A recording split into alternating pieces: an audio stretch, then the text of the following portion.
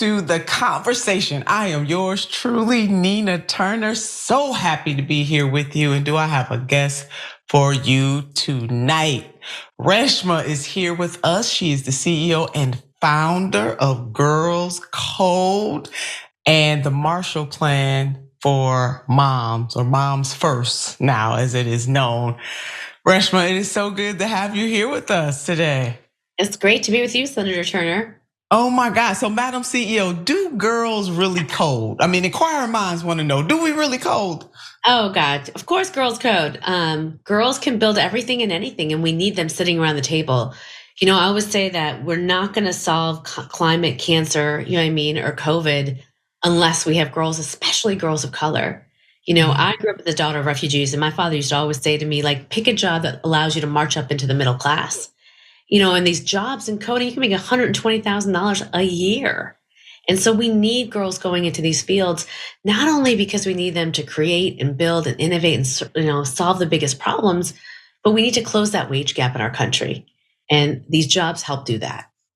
Yeah, they do. Man, I wish I knew girls code when I grew up in the olden days.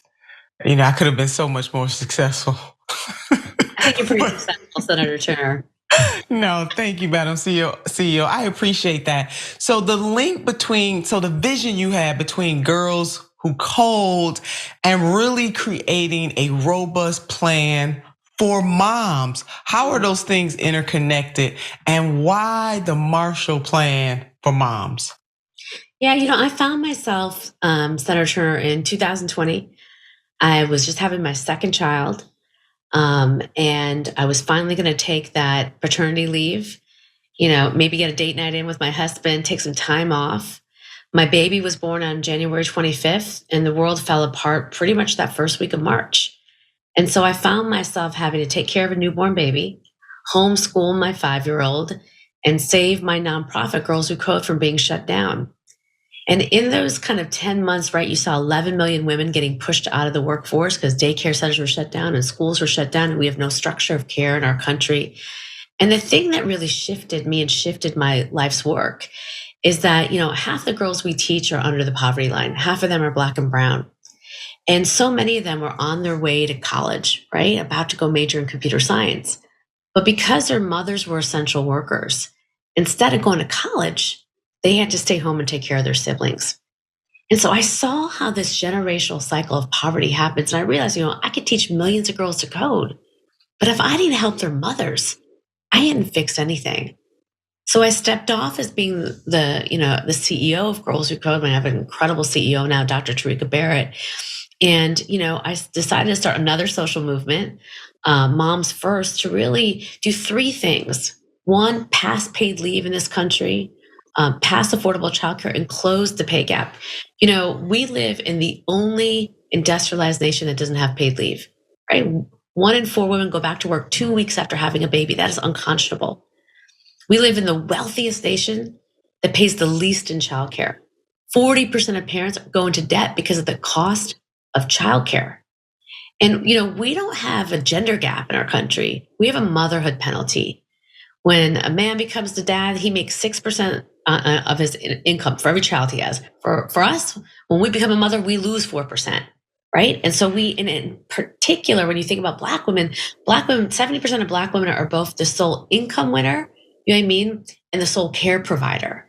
And so not having the structure of care cements poverty in our country.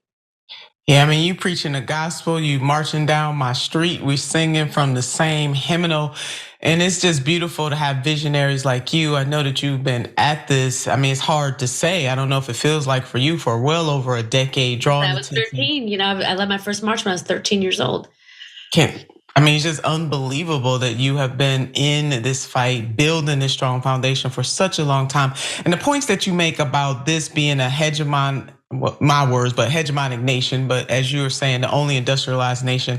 Not only do we not do paid leave here, we don't even have universal health care in the United States of America. How can every other industrialized nation be wrong on this? And all of a sudden we find ourselves off on the island believing that we're right. And all of that impacts moms, and what impacts moms impact her household, her entire community, and the nation, which is really your point.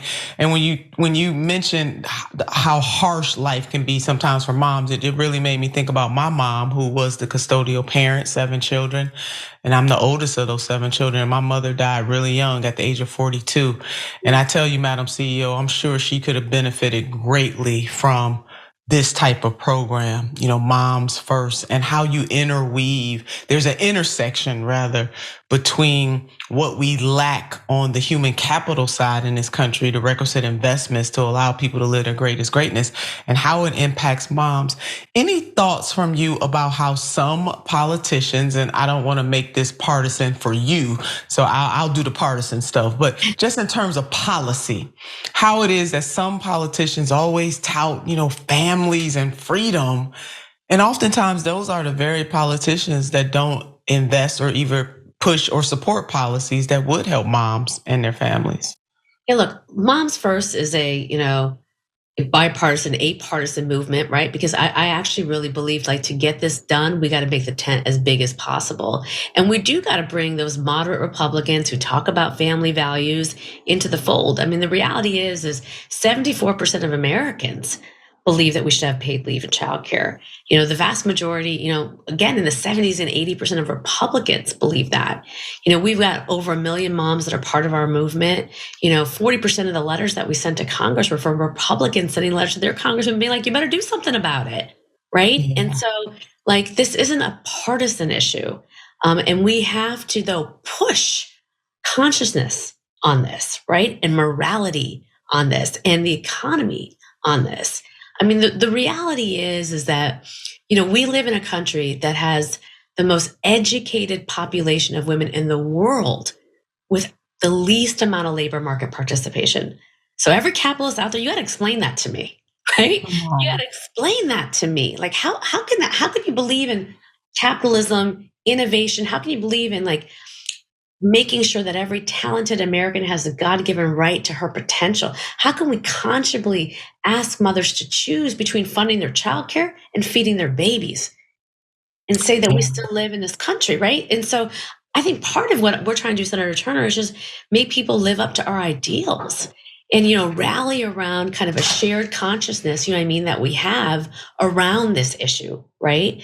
And I think that is the opportunity that we have. And I am definitely gonna take my marching orders and figure out, how do we build an organizing front that allows all moms, regardless of party, regardless of race, regardless of socioeconomic status, to come together and say, you know what, we're tired of being America's social safety net.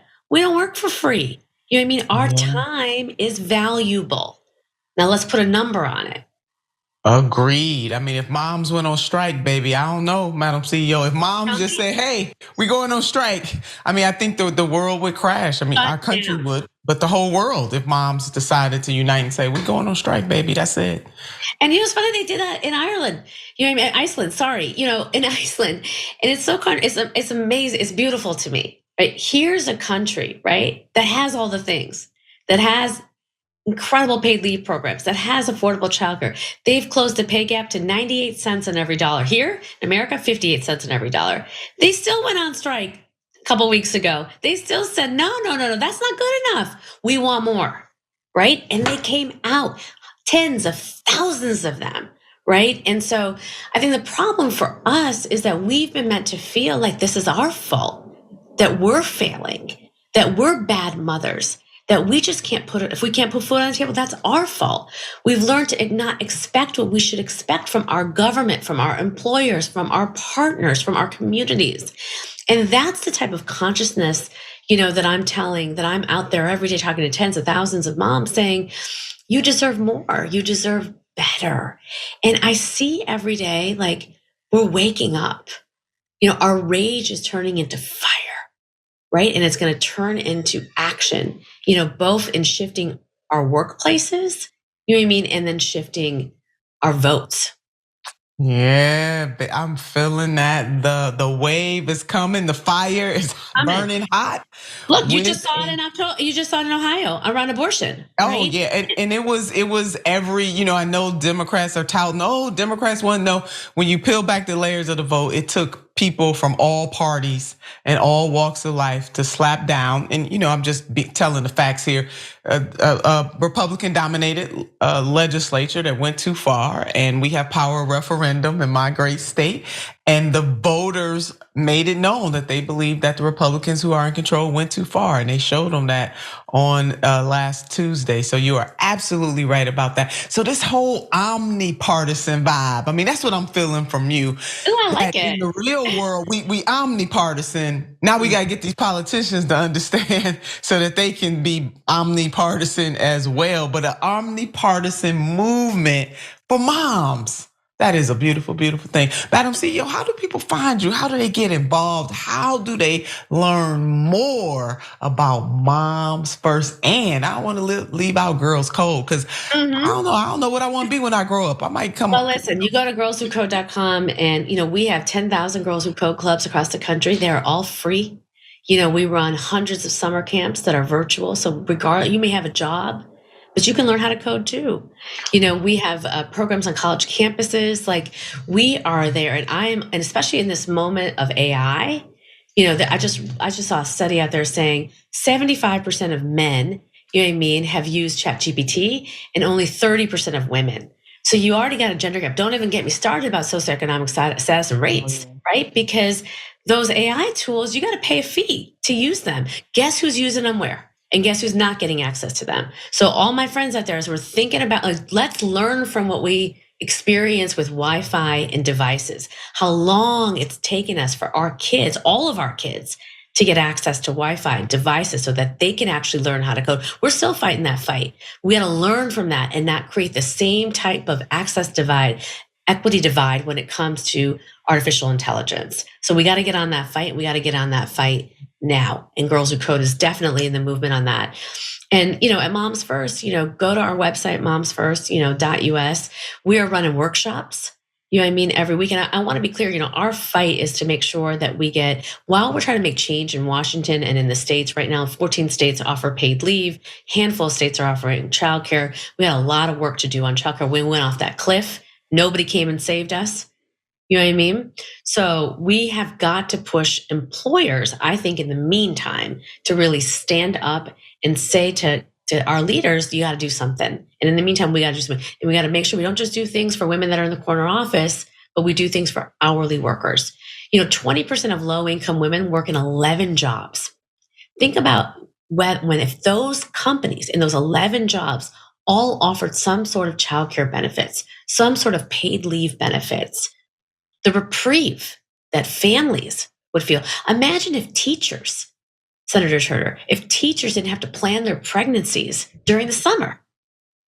We got a teacher shortage right now. You know what my answer to that teacher shortage is? Offer paid leave, right? This is a profession that has an enormous amount of women that are childbearing age. We can greatly, greatly impact the teacher shortage. You know what I mean? Get rid of it if we simply made it possible for them to be mothers and workers. And so we got to think out of the box, and we got to come hard on this thing. And we have to not continue to expect that our most essential workers, again, need to make these unconscionable choices between funding their daycare and feeding their children. It's wrong. And we got to say it's wrong and we got to change it.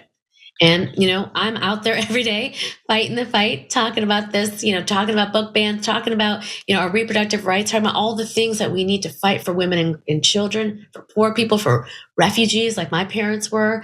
And you can follow me at Reshma Saujani. I was gonna ask, how do people follow you? Well, listen, you all, come on now. This is up to us. We can push, we can get involved. You don't have to sit back. Moms are really the salt of the earth. I mean, who could disagree with what Moms First does or Girls Code? So please, please, please, please get involved. I learned a long time ago, the hand that rocks the cradle rules the world. Beautiful. Yes, that is absolutely true. Mothers do rule the world and they're afraid of us. They're terrified of us. So we just got to get up, push, and demand what we deserve. That's all we're asking for. I'm not asking for Demand much what we more. deserve. Well, Reshma, it was such a pleasure to have you here on The Conversation, the CEO and founder. She founded Girls Code, but it's in great hands now. As she said early in the show, you can go look up Girls Code, go there. And now she's leading Moms First. And I'm so glad that your heart was pricked and touched, and you're using your skills and your abilities to lift moms. And when moms are lifted, everybody is lifted. So get involved and support.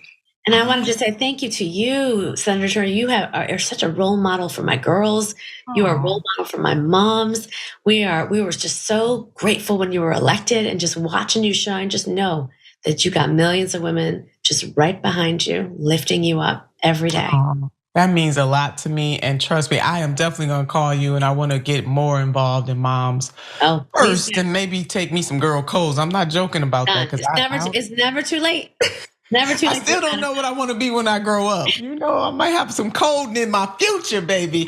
Oh, Madam CEO, thank you so much for joining us on The Conversation. And thanks to each and every one of you for being here with us. Do not forget to put moms first, and know, baby, that girls absolutely do code. Until next time, keep the faith and keep the fight.